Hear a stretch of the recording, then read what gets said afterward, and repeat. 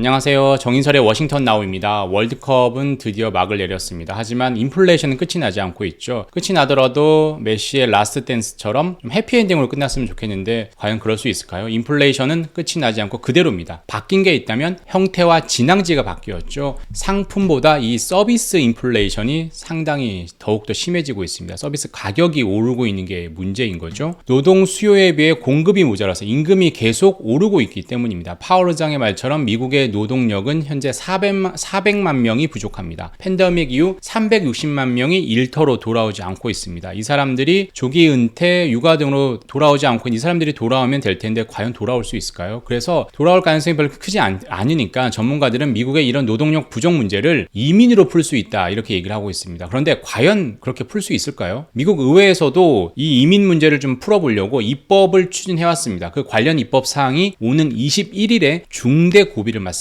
인플레이션의 새로운 주범으로 떠오른 이 이민 문제를 중심으로 이번 주 글로벌 증시의 이슈와 일정을 정리를 해보겠습니다. 이 미국 4명의 대통령이 공통점이 뭔지 아시나요? 여기에 바이든 대통령도 들어가도 되고요. 그리고 버락 오바마 대통령도 들어가도 됩니다. 다 아시겠지만 이민자 출신이라는 겁니다. 미국은 이민자의 나라이자 아메리칸 드림의 희망을 보여주는 좋은 예시라고 할 수 있죠. 여기서 오바마 대통령 전 대통령을 빼면 미국 이민의 역사를 좀 더 자세히 볼 수 있습니다. 오바마를 제외한 다른 대통령의 공통점은 바로 이민자 중에서도 아일랜드 이민자 출신이라는 걸 알 수 있습니다. 아일랜드에 무슨 일이 있었냐 역사를 보면 1850년 전으로 대기근이 있습니다. 감자의 병균이 있으면서 흉작을 기록하면서 대기근이 일어납니다. 그러면서 이 아일랜드 서부 지역을 중심으로 해서 거의 다 죽었습니다. 그래서 800만 명의 인구 중 100만 명이 이 감자 대기근으로 죽고 100만 명이 이민을 했습니다. 이민하면 어디로 했을까요? 아일랜드가 영국의 식민지였기 때문에 식민지 영국으로 가지는 않았겠죠. 반대 왼쪽에 어느 나라가 있습니까? 미국으로 갔습니다. 그래서 이 아일랜드 계통의 미국 이민이 상당히 늘어났습니다. 지금은 이미 이제 비주류가 아니라 150년, 200년이 됐으니까 이제 주류 사회에 편입을 해서 주류의 대통령을 20명이나 배출하는 주류의 한 축을 담당하고 있는 거죠. 이 이민 역사를 좀 더 넓게 보면 한 4가지 정도 시기로 구분해 볼 수 있습니다. 첫 기는 당연히 미국을 건국한 영국의 청교도들이 넘어왔겠죠. 그리고 공화파들이 많이 왕당 절대왕정에 거부하고 이렇게 미국을 건너왔습니다. 그 시기가 18세기 1900년 이전 시기입니다. 그리고 2기가 바로 1850년대에 됐던 그 아일랜드계가 주축이 됐던 2기 때 민이 들어왔고, 이제 1900년대 들어서는 3기라고 할 수 있는 세계 양대 전쟁 이후 1919년, 1939년 하면서 독일, 이탈리아의 전제 정치에 거부를 하고 전제 정치에 저항을 하면서 미국으로 건너왔습니다. 즉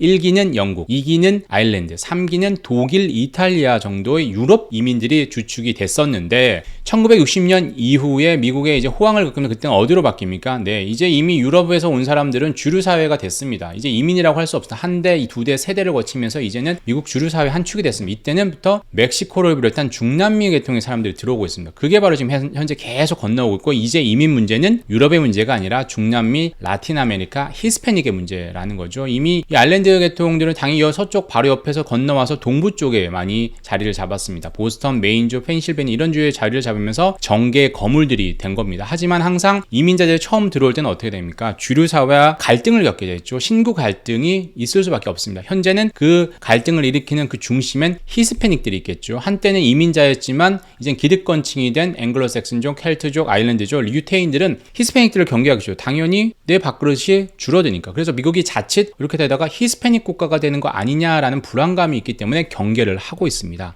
그래서 이런 이민 문제는 항상 전쟁과 관련된 정책과 함께 가장 인기가 없는 정책입니다. 아무리 명분이 그럴듯해도 미국에서는 큰 지지를 받지 못합니다. 이민자가 늘면 당연히 나의 몫이 줄는 밥그릇 논리가 크게 작용하기 때문인데요. 그래서 미국의 터줏대감이라고 할 수 있는 백인들은 이민 정책을 가장 강하게 반대를 하죠. 공화당 지지층들이죠. 그리고 흑인들도 본인들의 일자리를 빼앗긴다는 생각에 히스패닉, 이민 정책을 내켜하지 않습니다. 그럼에도 히스패닉 비중이 높은 지역은 좀 다르겠죠. 이민 정책을 꾸준히 추진하고 있습니다. 히스패닉들이 들어오면 당연히 본인들의 정치적 자산, 지지층 기반이 늘어나기 때문에 민주당이 앞장을 서고 있는 거죠. 반대로 공화당은 결사반대해서 이민 정책 관련해서는 모두가 의회의 문턱을 넘어서기 상당히 힘듭니다. 공화당이 반대를 하기 때문입니다. 그동안 계속 그런 역사가 반복돼 왔던 거죠. 올해도 마찬가지입니다. 최근 민주당을 탈당한 이 사람이 누구죠? 커스틴슨의 초당파, 중도파 의원으로 통하는데 이 사람이 총재를 맺습니다. 부모를 따라 이민을 왔던 200만 명의 청소년들에게 미국 영주권과 시민권을 주죠. 정말 훌륭한 취지의 법이죠. 이 드리머법을 발의를 했습니다. 시네마 의원이 이런 걸 왜 하느냐? 본인의 지역구가 애리조나입니다. 애리조나가 어떤 곳입니까? 멕시코와 국경을 맞닿아서 계속 히스패닉들이 유입되는 곳입니다. 원래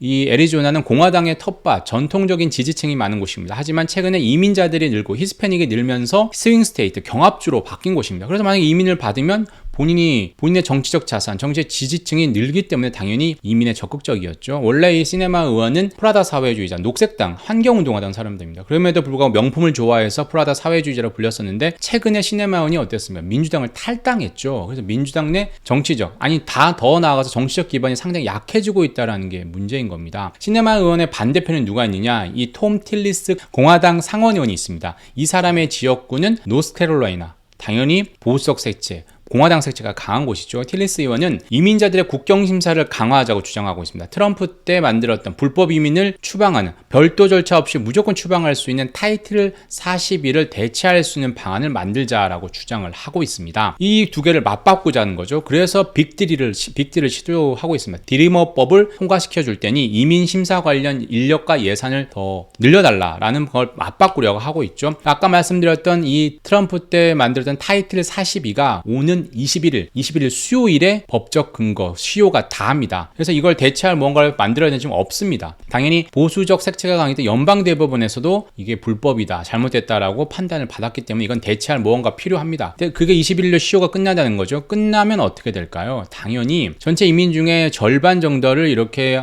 타이틀 42를 근거로 추방을 했습니다. 나머지 절반 정도를 받아들였고, 이게 그나마 바이든 때 그 비중이 받아들인 비중이 조금씩 늘었던 거죠. 근데 이게 타이틀 42가 사라지면 중남미 이민이 급증할 수 있죠. 이제 추방은 안 될 테니까 일단 미국 국경으로 가자. 여기서 좀 저기서 가보자. 이러면 심리가 확산되겠죠. 당연히 중남미 이민들 입장에서는요. 이렇게 되면 이민자들이 늘고 미국 노동력 부족 문제 해결에 좀 도움이 될 수 있다. 이렇게 생각을 할 수 있겠죠. 하지만 당하고 있는 미국 남부 국경 도시들이 가만히 있을 리가 없습니다. 비상사태를 선언하고 본인들 예산으로 연방정부가 안 막아주면 우리라도 막겠다라면서 이민자를 막으려 하고 있고요. 이 타이틀 41을 유지 내지는 대체해달라고 각 법원에 소송을 내고 있습니다. 바이든 정부 들어서 이민이 조금 늘었다 하더라도 거의 늘지 않았습니다. 추방만 안 할 뿐이지, 이게 추방하는 비로 추방하지 않는데, 추방을 안 하면 어떻게 합니까? 구금을 합니다. 어린이들에게는 어떤 쉴 수 있는 쉼터를 주고 어른들에겐 디텐션, 구금 시설로 옮기고 있는 거죠. 즉 미국 사회로 들어오진 못하고 있습니다. 공식 이민자로 받아들이진 않고 있다라는 거죠. 그리고 시네마 의원과 틸러스 의원의 빅딜이 성사될까요? 과연 성사되려면 일단 아까 그 말씀드렸던 드리머법이 상원에서 60명의 의원이 동의를 해야 됩니다. 필리버스터, 합법적 의사진행 절차를 피하려면 60명이 찬성해야 되는데, 공화당의 지금 50대 50이잖아요. 공화당 의원들이 10명 이상이 찬성을 할까요? 그리고 아까 말씀드린 것처럼 시네마 의원이 민주당을 탈당했습니다. 민주당도 지금 되게 시큰둥합니다. 아까 말씀드린 것처럼 이민 정책은 많은 사람들의 반대를 받고 많은 사람 지지를 받지 못하고 있는, 항상 뜨거운 감자, 판도라 상자 같은 거거든요. 딱 보면 펠로시 미 하원 의장도 지난 15일에 시네마 의원이 추진하는 드리머법은 통과될 가능성은 없다. 이번 회기에 통과될 가능성은 없다라고 말했습니다. 이번 회기는 하원은 지난주, 상원은 다음 주 21일에 끝이 나는데 이번 주에 또 모일 수 있다고 합니다. 하지만 이번 회기는 통과시키지 못한다라고 얘기를 하고 있습니다. 다음 회기가 되면 하원은 공화당에 장악을 하죠. 공화당이 다수당이 됩니다. 그러니까 가능성은 더 줄어든다라는 거죠. 이런 어려움을 뚫고 미국 내 이민이 늘어날까요? 4명 중 1명이 이민인데, 이런 이민으로 이렇게 부족한 노동력 문제를 풀 수 있을까요? 그렇게만 된다면 임금발 인플레이션, 나아가 인플레이션 문제는 완전히 해결할 수 있다, 완화할 수 있다, 이렇게 볼 수가 있겠죠. 인플레이션, 임금발 인플레이션 말고 경기 침체가 쟁점이죠. 지난주에 소매 판매 수치가 확 떨어져서 경기 침체 우려가 커졌는데, 이번 주에는 주택 관련 지표가 속속 나옵니다. CPI에서 주거비 비중이 상당히 높기 때문에 주택 관련 지표도 열심히 봐야 되겠죠. 그리고 금리 인상 직격탄을 맞고 있기 때문에 과연 그런지 계속 살펴봐야 될 것 같습니다. 19일, 20일, 21일, 23일까지 거의 매일 하나씩 나옵니다. 첫날 주택가격지수, 20일에 신규주택 착공, 모기지 신청권, 그리고 23일엔 신규주택 판매 건수까지 계속 나오니까 그 흐름을 보면서 부동산 시장에 어떤 침체 우려가 있는지를 봐야 될 것 같고요. 임금발 인플레이션은 페드가 연준이 가장 유심히 보고 있는 개인 소비출 PCE 지표가 23일 금요일에 나옵니다. 전체적으로 물가 상승률을 둔화하고 있지만 우리가 계속 말씀드리고 있는 임금발, 서비스 부문 물가가 문제인 거죠. 주택을 주택도 봐야 되지만 주택을 제외한 인건비가 들어간 서비스를 유심히 봐야 되겠죠. 그러려면 근원 PC를 봐야 될 겁니다. 근원 PC는 잘 안 따라오죠. 오히려 오르다가 지난달에 5%로 다시 완화됐습니다. 그럼에도 파월 의장이 페드가 목표로 하고 있는 2%에는 한없이 부족하죠. 2% 목표치도 파월은 바꾸지 않겠다고 12월 FOMC 때 얘기를 했습니다. 그래서 PC 열심히 봐야 되고요. 기업 실적도 나옵니다. 3분기 초반에 어닝 시즌 분위기를 확 흐트러 놨던 그 종목들이 똑같이 이번에도 포문을 엽니다. 나이키, 나카, 페마, 나이키, 카맥스, 페덱스, 마이크론이 이번 주에 실적을 발표하는데 어닝 서프라이즈가 있기를 바라면서 좀 봐야 될 것 같습니다. 전체적으로 보면 여전히 미국의 빡빡한 노동시장이 인플레이션의 근원입니다. 이게 끝나야지 인플레이션과의 전쟁이 끝이 납니다. 당연히 긴축도 그때 막을 내리게 됩니다. 미국이 이런 모습을 갖춰야 되는 게 미국다운 거죠. 용광로 같은 이민자를 많이 받아들여야 된다는 건데 문제는 페드가 파월 의장이 할 수 있는 게 없다는 겁니다. 페드의 역할은 뭡니까? 금리를 올려서 기대 수요를 꺾어서 인플레를 잡는 거지 기준금리를 오르고 내려서 미국 노동시장에 영향을 주는 건 불가능합니다. 노동 공급을 페드가 늘릴 수는 없잖아요. 그래서 공급망 문제처럼 시간이 만병통치약이다라면서 생각하면서 마냥 기다려야 할까요? 어디까지나 정치적으로 풀어야 되는 문제인 거죠. 이 이민 문제는 그런 만큼 미국 정치권에서 솔로몬의 지혜를 발휘해 주기를 저는 기대를 해봅니다. 지난주 영상에 대해서는 제가 댓글을 일일이 좀 달아드렸습니다. 앞으로 이걸 병행을 하겠습니다. 댓글 소개와 댓글을 달아드리는 걸 병행할 텐데요. 이번 주는 한번 지켜보겠습니다. 저는 다음 주에 다시 찾아오겠습니다. 감사합니다.